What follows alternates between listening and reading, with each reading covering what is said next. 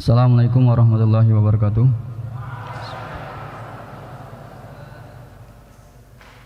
Ba'da bismillah.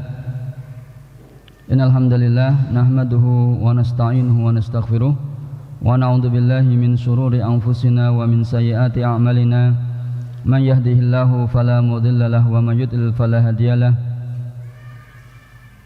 Asyhadu an la ilaha illallah wahdahu la syarika lahu wa asyhadu anna Muhammadan abduhu wa rasuluh. Qala ta'ala ya ayyuhalladzina amanu taqullaha haqqa tuqatih wa la tamutunna illa wa antum muslimun. Amma ba'd, fa inna asdaqal haditsi kitabullah wa khairul hadyi hadyi Muhammad sallallahu alaihi wasallam wa syarrul umuri muhdatsatuha wa kullu muhdatsatin bid'ah wa kullu bid'atin dhalalah wa kullu dhalalatin finnar. Ma'asyirat talabah rahimani wa rahimakumullah. Tidak lupa kita panjatkan puji syukur kepada Allah Subhanahu wa taala yang telah melimpahkan kepada kita kenikmatan yang banyak. Kama qala ta'ala wa in ta'uddu ni'matallahi la tuhsuha. Jika kalian menghitung kenikmatan Allah, maka kalian tidak bisa menghitungnya. Di antara kenikmatan yang Allah berikan kepada kita berupa kesehatan, berupa akal yang sehat, berupa anggota badan yang sempurna, yang semuanya pantas bahkan wajib untuk kita syukuri dan selayaknya bagi kita untuk menggunakan kenikmatan-kenikmatan ini untuk taat kepada Allah Subhanahu wa taala. Ayyuhatullab rahimani wa rahimakumullah. Pada pertemuan yang lalu kita memasuki bab doa ila syahadati alla ilaha illallah, berdakwah kepada syahadat la ilaha illallah. Kita telah membaca perkataan muallif yang dia menyebutkan satu ayat, qul hadhihi sabili ad'u ilallahi ala basiratin. Katakanlah ini adalah jalanku yang aku menyeru kepada Allah di atas ilmu. Demikian pula kita terangkan syarah dari Syekh Utsaimin terhadap ayat ini. Berikutnya muallif yaitu Syekh Muhammad bin Abdul Wahhab menyebutkan sebuah hadis dari Ibnu Abbas radhiyallahu anhuma anna Rasulullah sallallahu alaihi wasallam lamma ba'asa Mu'adan ilal Yamani qala lahu. Dari Abdullah bin Abbas radhiyallahu anhuma bahwasanya Rasulullah sallallahu alaihi wasallam tatkala dia mengutus Mu'ad ke negeri Yaman, qala lahu, Rasulullah berkata kepada Mu'ad, innaka ta'ti qauman min ahlil kitab, sesungguhnya kamu akan mendatangi suatu kaum dari ahli kitab. Ahli kitab yaitu Yahudi dan Nasrani. Falyakun awwala ma tad'uhum ilaihi, hendaknya yang pertama kamu serukan kepada mereka syahadatu alla ilaha illallah, yaitu ucapan syahadat. Hendaknya mereka mau mengucapkan syahadat asyhadu alla ilaha illallah wa asyhadu anna Muhammadar Rasulullah, yaitu syahadatain. Wa fi riwayatin, dalam riwayat yang lain, ila an yuwahidullah, yang pertama kali kamu serukan kepada mereka adalah agar mereka mau mentauhidkan Allah Subhanahu wa taala. Fa inhum ata'u kalidzalik, jika mereka mentaatimu dengan hal itu, mereka mau bersyahadat, fa'alimhum annallaha iftarada alaihim khamsa shalawatin fi kulli yaumin wa lailatin. Jika mereka taat kepadamu untuk bersyahadat, maka sampaikan kepada mereka, beritahukan kepada mereka bahwasanya Allah mewajibkan mereka untuk 5 kali sholat dalam sehari semalam. Fa inhum ata'u kalidzalik fa'alimhum annallaha iftarada alaihim shadaqatan tu'khadhu min aghniyaihim faturaddu ala fuqaraihim. Jika mereka taat kepadamu dalam hal ini, yaitu mereka mau mengerjakan sholat, sampaikan kepada mereka, beritahukan kepada mereka bahwasanya Allah mewajibkan kepada mereka sedekah, yaitu membayar zakat. Tu'khadhu min aghniyaihim, yang zakat itu diambil dari orang-orang kaya mereka, faturaddu ala fuqaraihim, kemudian diberikan kepada orang-orang fakir mereka. Fa inhum ata'u kalidzalik, jika mereka mentaatimu dalam hal ini, fa iyyaka wa karaim wa amwalihim, hati-hatilah kamu wahai Mu'ad dari harta yang paling baik mereka. Jadi tidak boleh penguasa atau yang mewakili untuk mengambil harta zakat dari harta yang paling bagus. Kalau harta zakatnya itu unta, maka diambil yang pertengahan, yang tidak gemuk dan tidak kurus. Jadi karoim amwal adalah harta yang paling mulia atau paling mahal. Kalau binatang ternak yang paling mahal tentu yang gemuk. Maka petugas zakat tidak mengambil binatang ternak sebagai pembayaran zakat kecuali yang pertengahan, tidak gemuk dan tidak kurus. Wattaqi da'watal madlum, takutlah kamu dari doanya orang yang terzalimi. Jadi termasuk mengambil zakat dari harta yang paling bagus yang dimiliki oleh seorang yang wajib bayar zakat, ini kedzaliman. Maka diberi peringatan oleh Rasulullah, wattaqi da'watal madlum, takutlah kamu dari doanya orang yang dizalimi.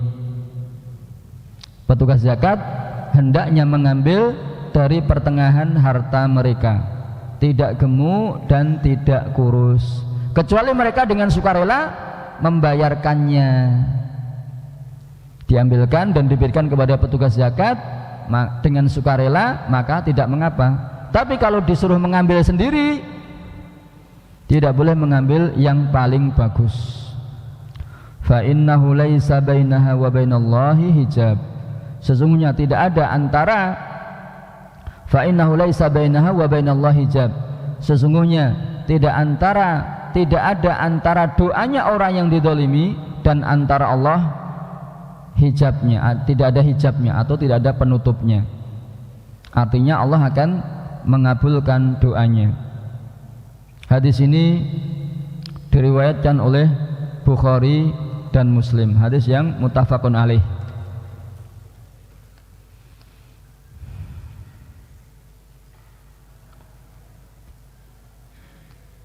Rasulullah sallallahu alaihi wasallam ba'asa Mu'adzan. Ba'asa artinya arsalahu. Ba'asa bimana arsalahu. Rasulullah mengutus Mu'adz ala sifatil muallim, untuk menjadi pendidik, pengajar, ustadz, wal hakim, untuk menjadi hakim. Hakim ya seperti yang kita tahu, hakim di pengadilan yang memutuskan setiap permasalahan yang diseterukan di antara dua orang yang bermusuhan. Maka hakim yang akan memutuskan siapa yang benar dan siapa yang salah dalam permasalahan yang mereka perselisihkan tersebut.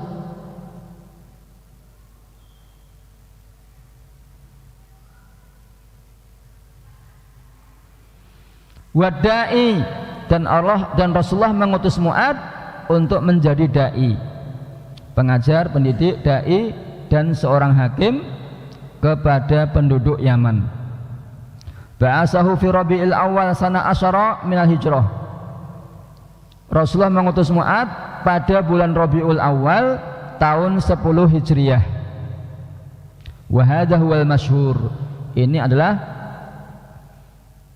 tanggal bulan yang masyhur, yang mana di bulan tersebut dan tahun tersebut Rasulullah mengutus Mu'adz ke negeri Yaman untuk menjadi seorang dai.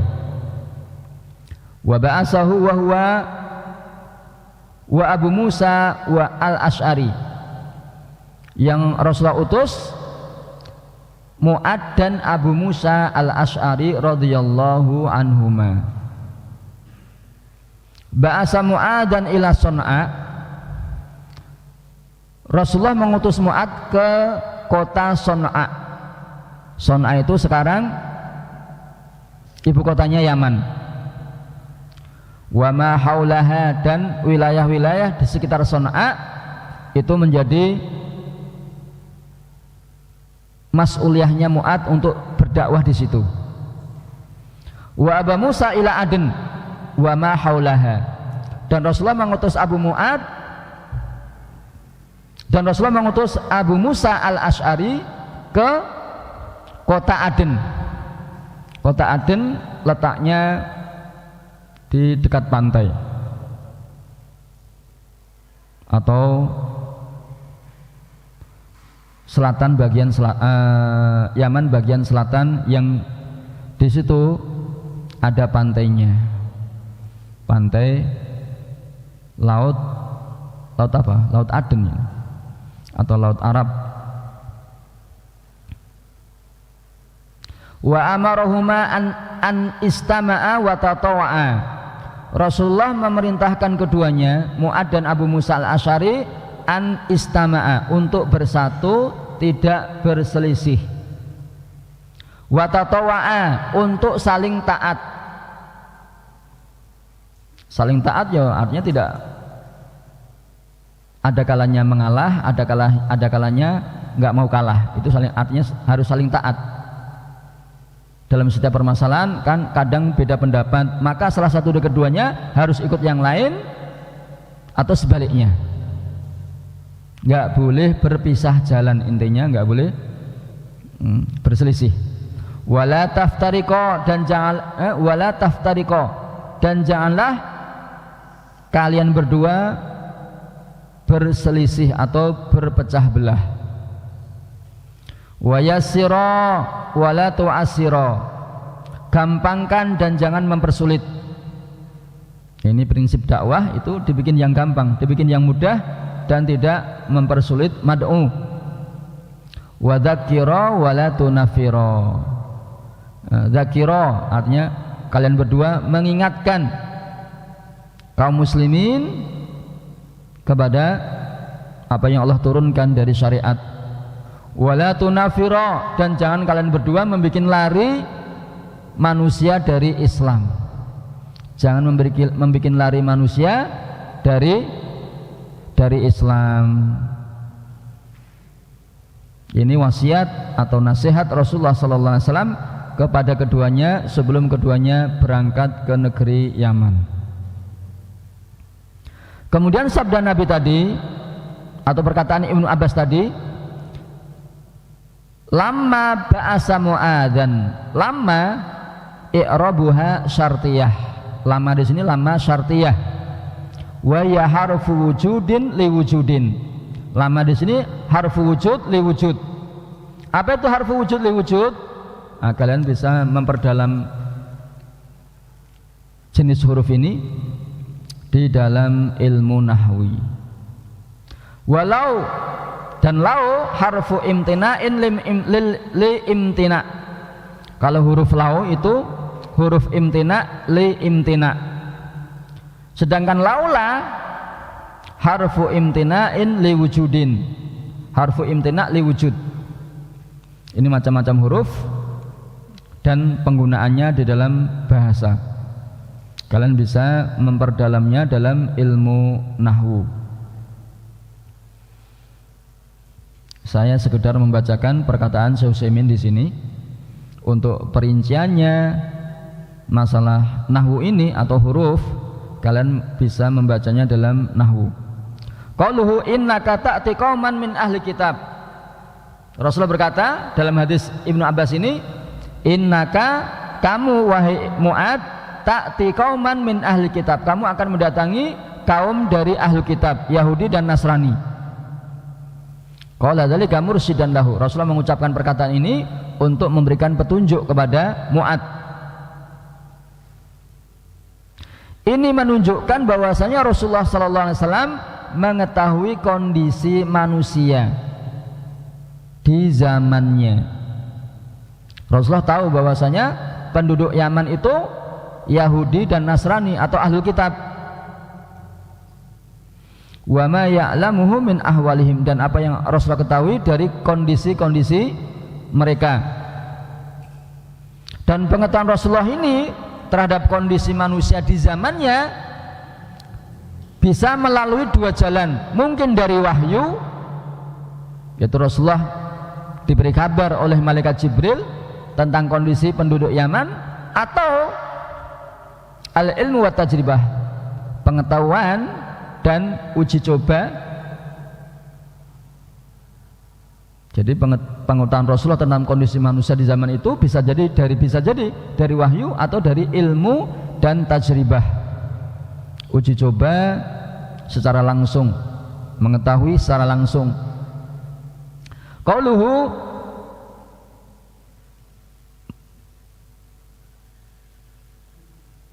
min ahlil kitab. Min di sini min bayaniyah. Wal murad bil kitab, yang dimaksudkan dengan kitab dalam perkataan Nabi ini At-Taurat wal Injil. Ahlul kitab yaitu orang-orang yang berpegang dengan Alkitab. Kalau enggak Taurat ya Injil. Taurat untuk orang Yahudi, Injil untuk orang Nasara. Fayakunul murad al-Yahudi wan Nasara. Maka yang dimaksudkan masyarakat tersebut adalah masyarakat Yahudi atau masyarakat Nasara. Wa hum aktsaru ahli Yaman fi dzalikal waqtu. Yahudi dan Nasrani itu adalah mayoritas masyarakat yang ada di negeri Yaman di waktu itu. Wa in kana fil Yamani musyrikun, walaupun di Yaman itu ada pula orang-orang musyrik. Lakinnal aksar Yahudi wan Nasara, tapi mayoritasnya mereka beragama Yahudi dan Nasrani. Walihada i'tamadat aksar, di atas ini para ulama berpegang. Jadi mayoritas ulama berpendapat bahwasanya penduduk Yaman di masa itu adalah Yahudi dan Nasrani. Wa akhbaru Nabi sallallahu alaihi wasallam bidzalika li amrayni.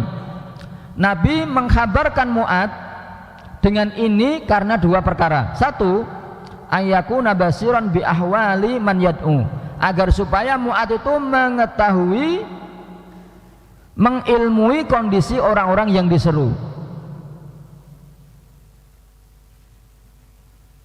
Innaka ta'ti qauman min ahli kitab, sesungguhnya kamu akan mendatangi suatu kaum dari ahli kitab.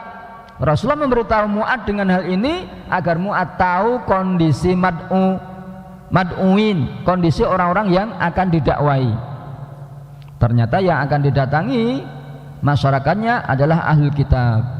Kalau enggak Yahudi ya Nasrani. Ini yang pertama. Yang kedua, ayyakuna musta'idan lahum li'annahum ahlu kitab wa indahum ilmun, agar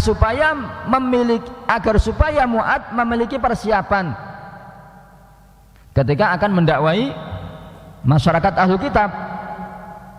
Karena ahlu kitab mereka memiliki ilmu. Ilmunya yang apa yang mereka baca di dalam kitab mereka, Taurat dan Injil.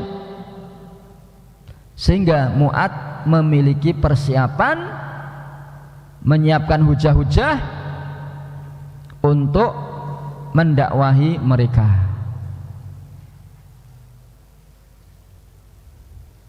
Qauluhu, sabda Nabi atau perkataan Rasulullah sallallahu alaihi wasallam, falyakun, fa di sini fa lil isti'naf. Isti'naf artinya permulaan kata. Au atifah, atau fa-nya fa atifah, fa atof. Walam lil amri, falyakun, lamnya di sini lamul amri, hendaknya. Wa awal ismu yakunu, ismu yakun. Wa awal falyakun awalu di sini isim kana marfu. Falyakun awalu matad'una ilaihi syahadata alla ilaha illallah, dan khobarnya adalah syahadata alla ilaha illallah. Wakila al-aqs, pendapat yang lain dari perkataan para ulama, kebalikannya, awal itu khobar yakun, sedangkan isimnya syahadah. Wa dhahir annahu yuridu an yubayyina anna awwala ma yakunu asy-syahadah.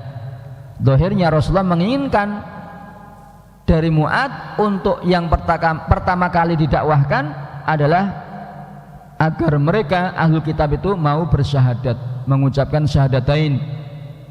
Artinya kalau mereka mengucapkan syahadatain berarti mereka masuk Islam.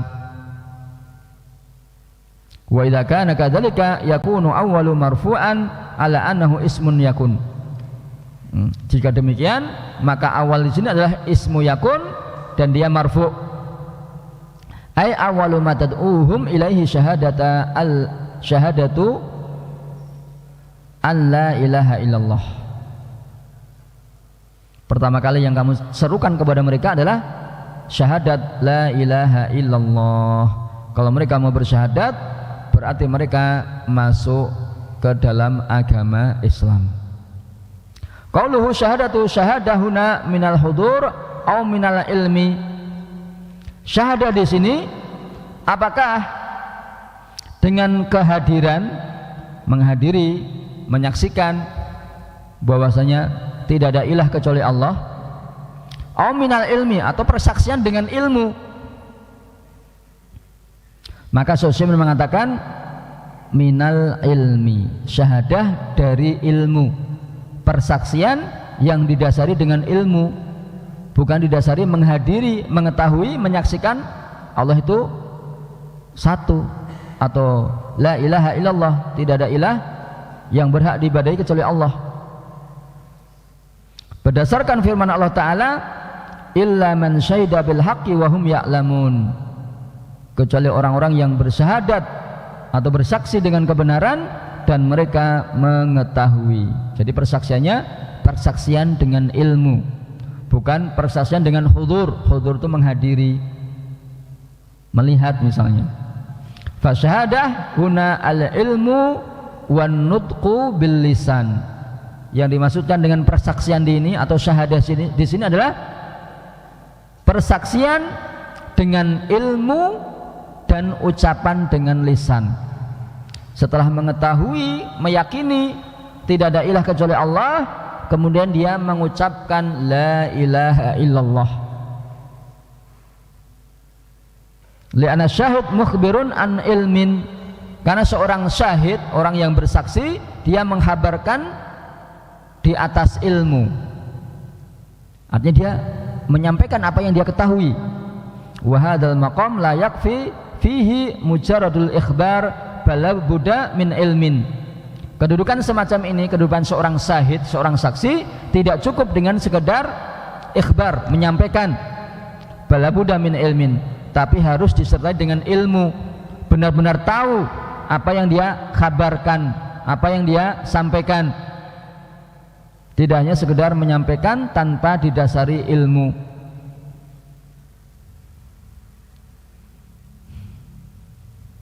Balabuda min ilmin wa ikhbarin wa qabulin wa iqrarin.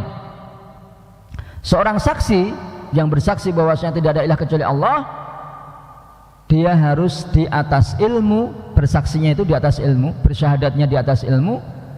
Kemudian dia mengkhabarkan, ikhbar, mengkhabarkan artinya menyampaikan dengan ucapan, wa qabul, menerima apa yang dia yakini tersebut, apa yang dia ilmui tersebut, wa iqrar, dan dia mengakuinya. Iqrar artinya pengakuan di dalam dirinya. Wa id'an, kemudian dengan disertai dengan id'an, id'an dengan ketundukan, kepatuhan terhadap konsekuensi apa yang dia ucapkan dari syahadat. Falau i'taqada biqalbihi wa lam yakun bilisanihi asyhadu alla ilaha illallah faqad qala Syekhul Islam innahu laisa bimuslimin bil ijma'. Siapa yang meyakini dengan hati syahadat itu, tapi dia tidak mau mengucapkan dengan lisannya, tidak mau bersyahadat asyhadu alla ilaha illallah, tidak mau bersyahadat, maka Syekhul Islam Ibnu Taimiyah berkata innahu laisa bimuslim, dia bukan orang Islam, walaupun dia meyakini syahadat la ilaha illallah dalam hatinya, tapi dia tidak mau mengucapkan syahadat, maka dia bukan orang Islam dengan ijma' kaum muslimin sampai dia mau mengucapkan syahadat. Selama dia belum mengucapkan syahadat, maka dia belum dihukumi orang Islam. Fanniyah faqat la tujzi. Sekedar niat, sekedar keyakinan dalam hati tanpa disertai dengan ucapan syahadat tidak sah. Wala tanfa'uhu indallah, dan keyakinan di dalam hati tadi tanpa diiringi dengan ucapan lisan dalam syahadat ini, maka tidak bermanfaat di sisi Allah. Keyakinannya tersebut yang ada di dalam hati dan tidak mau diucapkan dengan lisan, itu tidak bermanfaat bagi pemiliknya di sisi Allah di hari kiamat. Sampai dia mau mengucapkannya, asyhadu alla ilaha illallah. Kalau dia mengucapkan la ilaha illallah atau asyhadu alla ilaha illallah, baru ini yang bermanfaat di hadapan Allah yaumal qiyamah. Berdasarkan perkataan Rasulullah kepada pamannya Abu Thalib menjelang kematiannya, kul ya ammi, kul wahai pamanku, katakan la ilaha illallah. Dan Rasulullah tidak berkata kepada Abu Thalib, ya ammi wahai pamanku, i'taqid la ilah, yakinilah bahwasanya tidak ada ilah kecuali Allah. Tidak, tapi Rasulullah mengatakan kul, katakan. Tidak mengatakan i'taqid, yakinilah.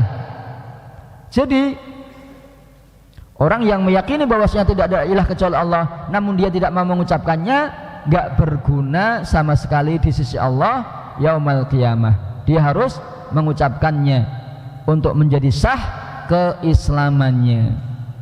Tentu saja ini bagi orang-orang non muslim yang setelah dia balik tidak beragama Islam atau tidak beragama, tidak mempercayai adanya Tuhan, maka dia harus mengucapkan syahadat untuk dihitung sebagai seorang muslim.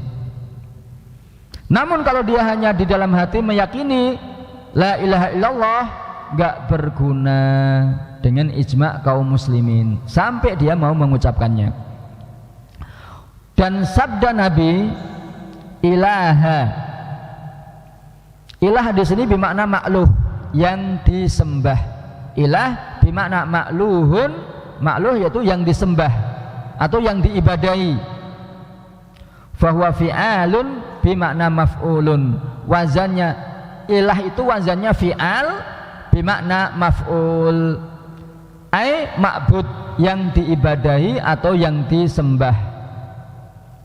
Sedangkan menurut ahlul kalam atau orang-orang mutakallimin, ilah, ilahun,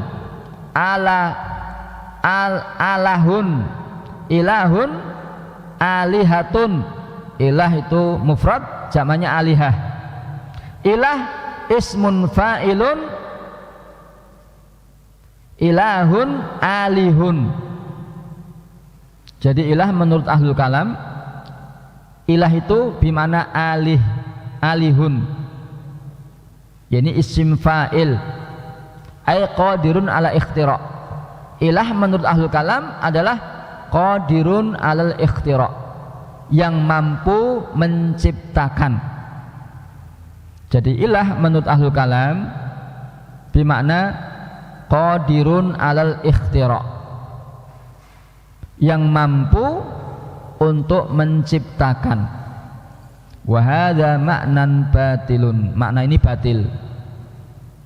Li'anna hadza huwa alladhi 'alaihi al-musyrikun, karena makna ini yang diyakini orang-orang musyrik di zaman Nabi, yang mana mereka mengatakan aja'alal alihata ilahan wahida, apakah Muhammad itu menjadikan Tuhan-Tuhan yang banyak menjadi satu Tuhan saja? Walau qila bihadzal lakana al-musyrikun yuqiruna bihi. Seandainya makna ilah itu sebagaimana yang mereka katakan, yaitu ahlul kalam katakan qadirun ala ikhtira', makna ilah itu yang mampu untuk menciptakan, maka orang-orang musyrikin pun di zaman Nabi menetapkan hal itu. Sebagaimana firman Allah Ta'ala, wala in sa'altahum man khalaqahum la yaqulunallah. Jika kamu bertanya kepada mereka, wahai Muhammad, siapa yang menciptakan mereka, mereka akan menjawab Allah. Jadi Allah yang menciptakan mereka, dan mereka meyakini hal itu. Tapi bagaimana kok bisa mereka menyembah selain Allah? Nah, itulah usaha kerasnya setan untuk menjerumuskan manusia ke dalam kesyirikan. Bertahun-tahun waktu yang dibutuhkan untuk bisa menjerumuskan bangsa Arab sepeninggalnya Nabi Ismail, untuk mereka bisa menyembah selain Allah. Bertahun-tahun, berpuluh tahun untuk bisa menyesatkan keturunan Nabi Ismail. Waqala ta'ala, Allah berfirman dalam ayat yang lain, wala in sa'altahum man khalaqahus samawati wal ard, jika kamu bertanya kepada mereka siapa yang menciptakan langit dan bumi, la yaqulunallah, maka mereka akan mengucapkan Allah subhanahu wa ta'ala. Siapa yang menciptakan langit dan bumi, maka mereka akan menjawab Allah subhanahu wa ta'ala. Artinya Allah pencipta langit dan bumi dan alam semesta. Fa in qila kaifa yuqalu la ma'buda illallah wal musyrikuna ya'buduna asnamahum. Jika ada yang bertanya, bagaimana dikatakan tidak ada yang disembah kecuali Allah, padahal kaum musyrikin mereka menyembah patung-patung mereka, berhala-berhala mereka? Maka dijawab pertanyaan ini, sesungguhnya mereka itu menyembah patung-patung itu dengan tanpa kebenaran. Fahum wa in summuha alihatan fa uluhiyatuha batilah. Patung-patung itu walaupun dinamakan dengan alihah, Tuhan-Tuhan, namun Tuhan-Tuhan itu adalah Tuhan-Tuhan yang batil, tidak berhak untuk diibadahi, tidak berhak untuk disembah. Kenapa? Karena alihatun batilah. Walaisat ma'budat bihaq.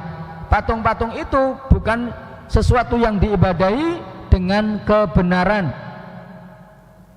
Karenanya orang-orang musyrik di zaman Nabi, orang-orang kufar di zaman Nabi, kalau mereka ditimpa dengan kemudaratan, mereka kembalinya kepada Allah Subhanahu wa ta'ala. Mereka mengikhlaskan ibadah, di sini doa. Mereka mengikhlaskan doa kepada Allah Subhanahu wa ta'ala. Kapan? Ketika mereka ditimpa kemudaratan.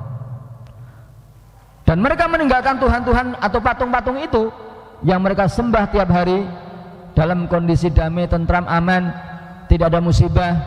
Namun ketika datang musibah kepada mereka, doa mereka ditujukan lillahi ta'ala dengan ikhlas, mohonnya kepada Allah Subhanahu wa ta'ala.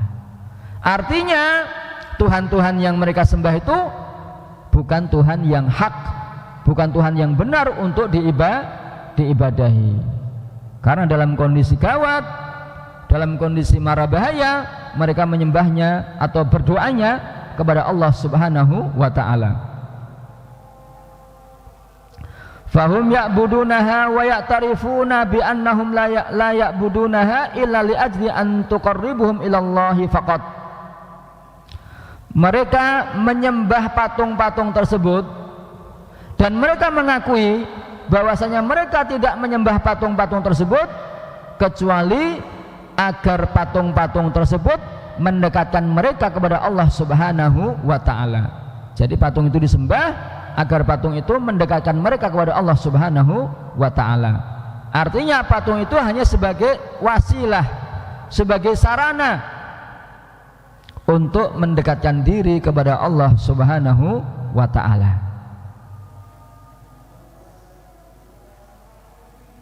Wa bihadza taqdir la yaridu alaina iskalun fi qouli rasul fi qouli rusuli liqaumihim.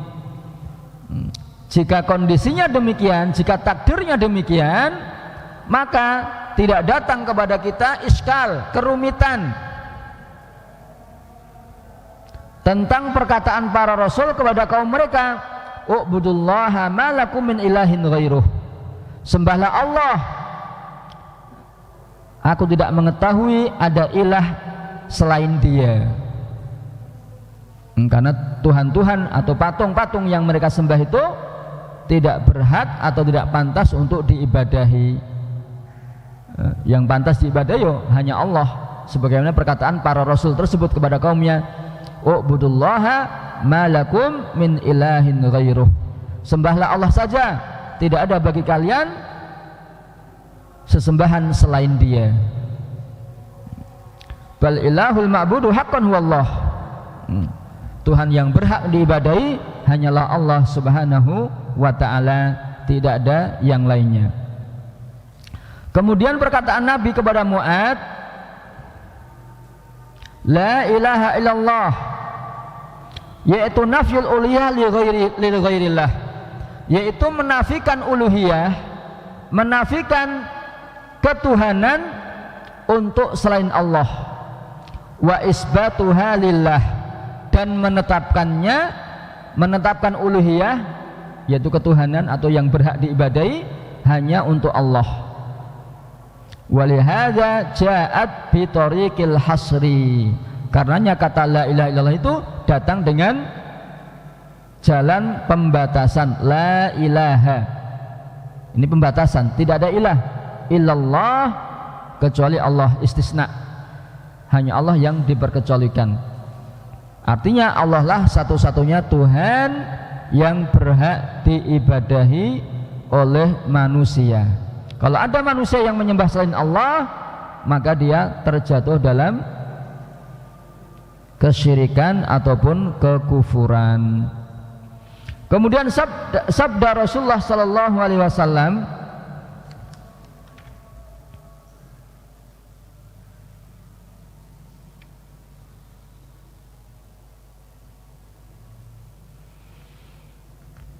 itu tadi hadis Ibnu Abbas. Berikutnya mu'allif yaitu Syekh Muhammad bin Abdul Wahhab menyebutkan hadis kedua dalam bab ini, bab doa ila syahadati la ilaha illallah wali walahuma, dan dalam riwayat Bukhari dan Muslim an Sahal bin Sa'ad, dari Sahal bin Sa'ad radhiyallahu anhu, anna Rasulullah sallallahu alaihi wasallam qala yauma Khaibar, bahwasanya Rasulullah berkata di waktu perang Khaibar, la'utiyanna rayata ghadan rajulan yuhibbullaha wa rasulahu wa yuhibbuhullahu wa rasuluhu yaftahullahu ala yadayhi. Sungguh aku akan memberikan rayah, rayah itu bendera perang, ghadan besok, rajulan yuhibbullaha wa rasulahu, seorang lelaki yang mencintai Allah dan Rasulnya, dan dia dicintai Allah dan Rasulnya. Yaftahullahu ala yadayhi, yang Allah akan memberikan kemenangan kepada kaum muslimin dengan kedua tangannya. Fabatan nasu yadukuna lailatahum, manusia bermalam dengan disibukkan mengobrolkan atau membicarakan siapa orang yang akan diberi bendera oleh Rasulullah. Ayyuhum yu'taha, siapa di antara mereka, yaitu para sahabat yang diberikan bendera perang ini. Falamma asbahu ghadaw ala Rasulullah, keesokan harinya mereka berpagi-pagi menemui Rasulullah sallallahu alaihi wasallam.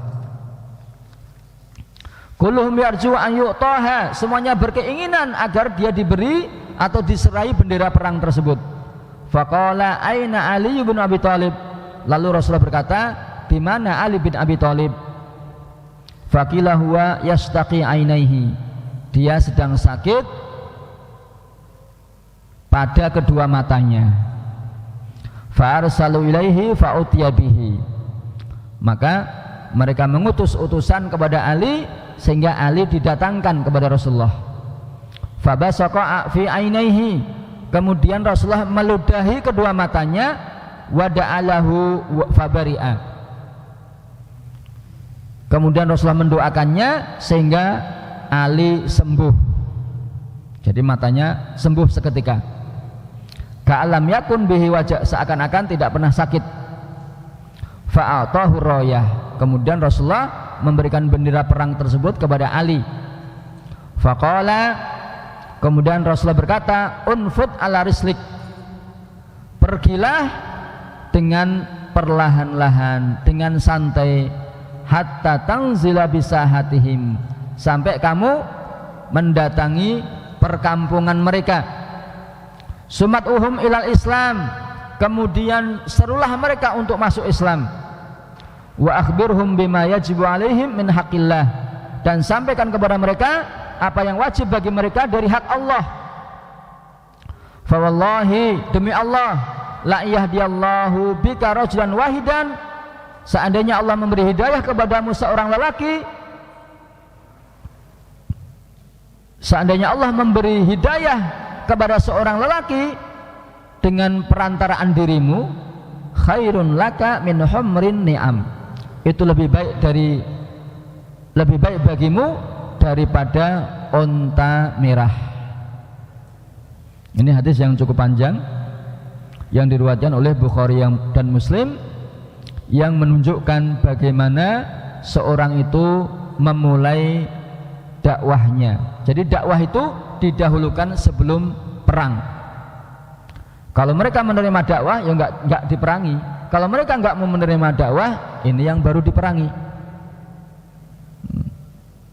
Karena yang diberikan kepada Ali bendera perang, menunjukkan kampung yang didatangi itu siap diperangi. Namun sebelum diperangi, didakwahi terlebih dahulu. Ud'uhum ilal Islam, serulah mereka kepada Islam, dan sampaikan kepada mereka apa yang wajib atas mereka terhadap hak-hak Allah Subhanahu wa ta'ala.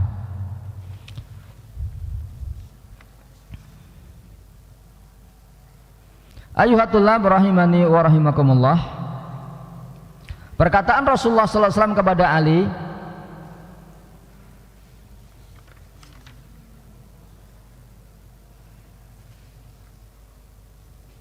atau kepada para sahabat, la'utiyanna, Rasul berkata tadi, la'utiyanna rayata ghadan, la'utiyanna, sungguh aku akan memberikan, hadhihi jumlah muakkadah bisalasi muakkidat, kalimat ini dikuatkan dengan 3 takkid. Yang pertama al-qasamu al-muqaddar. Yang pertama qasam, sumpah al-muqaddar, yang muqaddar itu yang dihilangkan atau tidak ditampakkan qasamnya, sumpahnya. Walam, takkid yang kedua huruf lam, lamu taukid. Wa nun, nun taukid. Wa takdir, wallahi la'utiyanna, demi Allah aku akan memberikan. Kemudian ar-royah, makna royah al-alam, yaitu bendera, bendera perang. Wa summiya royatan, bendera itu dinamakan dengan royah li'annahu yura, karena bendera itu dilihat. Wa huwa ma ya'khudhuhu amirul jaisi lil alamah ala makanihi, jadi bendera itu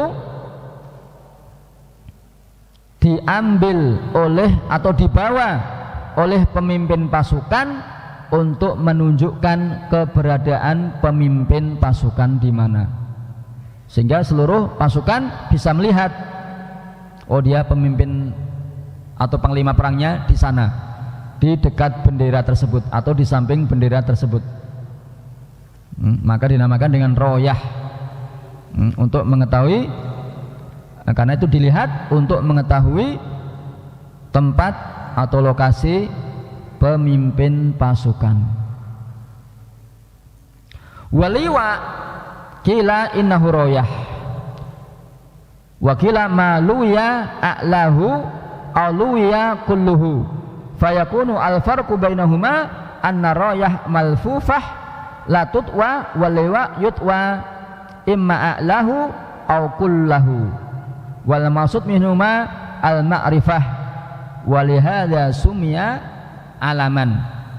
Liwa dengan royah itu sama-sama bendera, adapun perbedaan antara keduanya, antara liwa dan royah, adapun royah malfufah la tutwa, royah itu malfuf,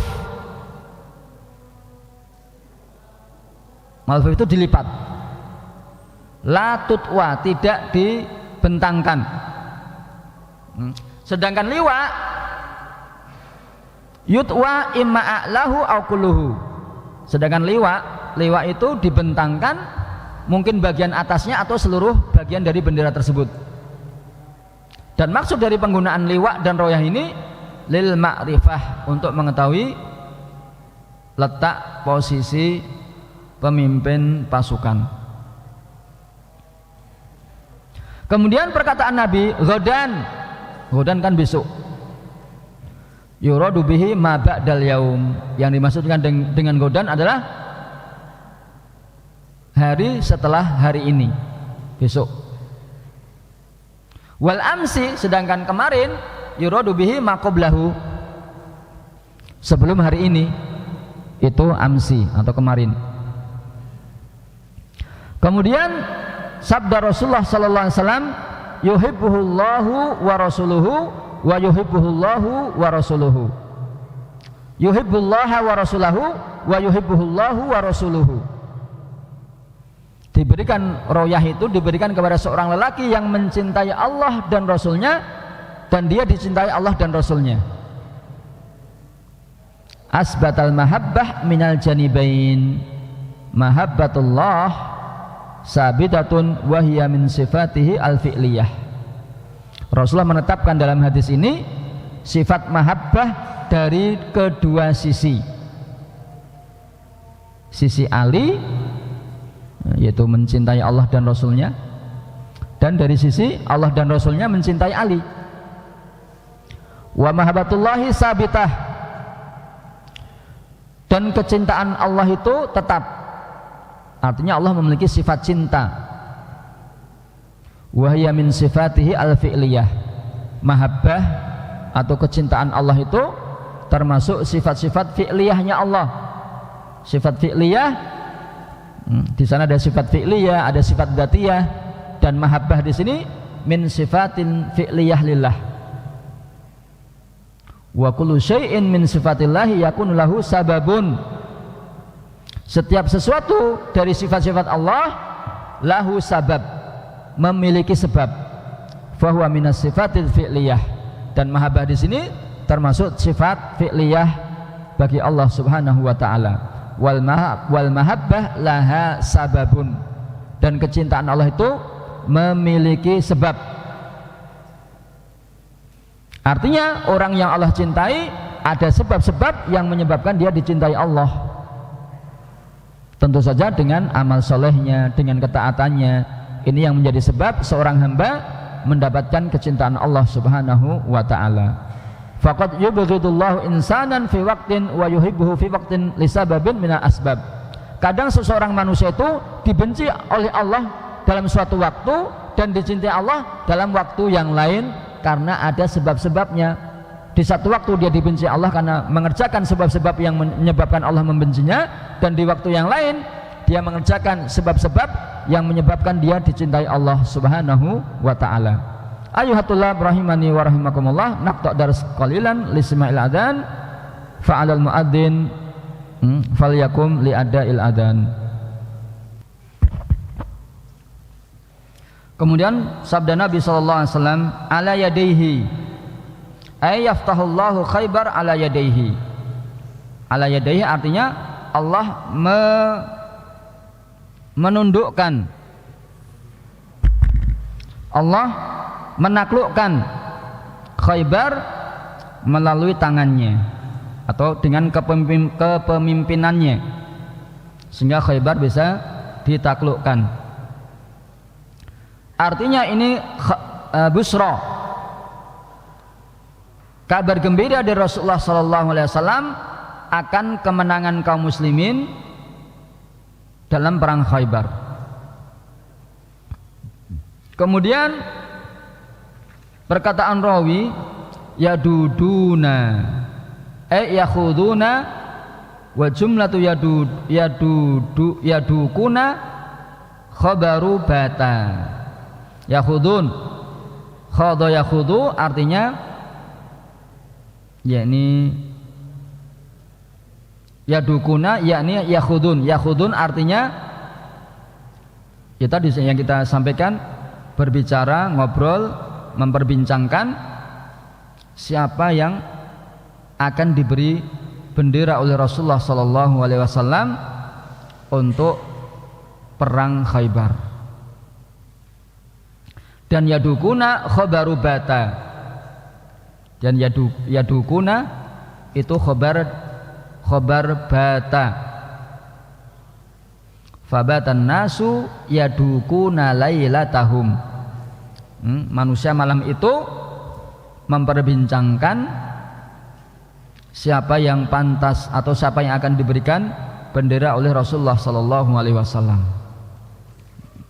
Kemudian qauluhu, perkataan rawi, wa ghadau ala Rasulillah, mereka pagi hari datang menemui Rasulullah. Ai dhahabu ilaihi fil ghudwah mubakirina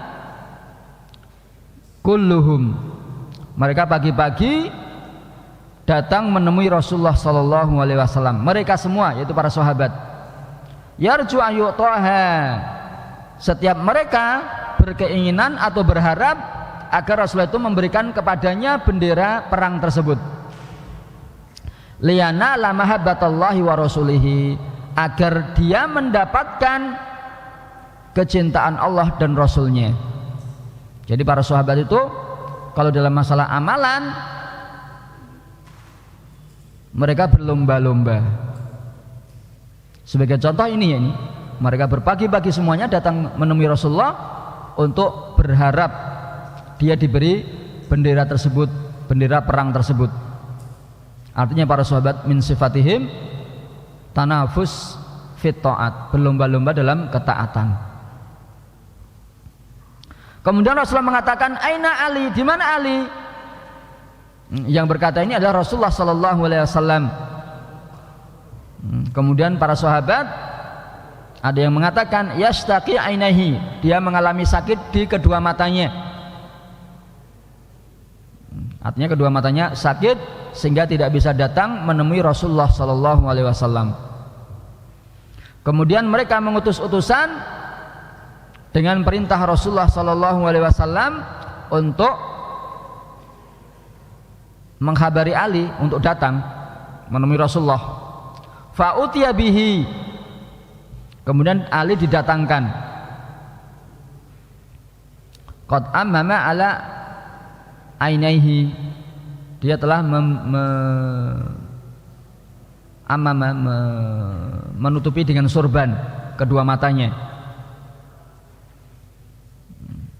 Dasarnya yo perkataan rawi tadi utiya bihi ay yuqadu, dia didatangkan artinya dituntun karena kedua matanya sakit.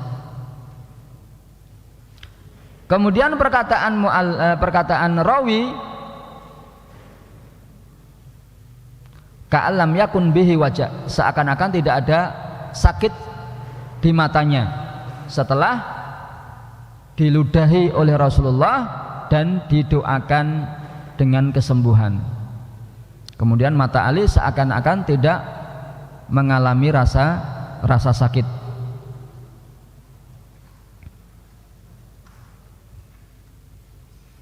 Dan perkataan rawi fabari'a fabasaqa fi ainihi wa da'alahu fabari'a, Rasulullah meludahi kedua mata Ali dan mendoakannya fabari'a, lalu sembuh. Ali sembuh dari sakitnya, sakit di matanya setelah diludahi dan didoakan oleh Rasulullah sallallahu alaihi wasallam.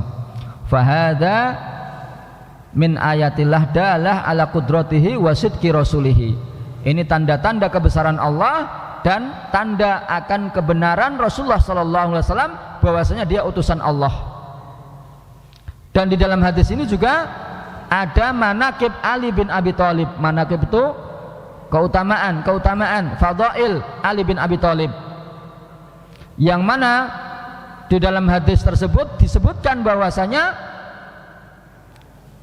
akan diberikan bendera kepada orang yang mencintai Allah dan Rasulnya, dan dia dicintai oleh Allah dan Rasulnya, dan bendera tersebut diberikan kepada Ali, menunjukkan ini keutamaan Ali, bahwasanya Ali adalah orang yang mencintai Allah dan Rasulnya, dan dia dicintai oleh Allah dan Rasulnya. Sekali lagi, di dalam hadis ini ada kabar dari Rasulullah tentang manaqib Ali atau keutamaan Ali. Keutamanya apa? Dia mencintai Allah dan Rasulnya, dan dia juga dicintai Allah dan Rasulnya. Ayuhatullah rahimani wa rahimakumullah. Ini yang bisa kita sampaikan pada pertemuan kali ini. Mudah-mudahan bermanfaat. Fanaktafi bihadzal qadr. Subhanakallahumma rabbana wa bihamdika asyhadu an la ilaha illa anta astaghfiruka wa atubu ilaik. Wa sallallahu ala nabiyina Muhammad. Wassalamualaikum warahmatullahi wabarakatuh.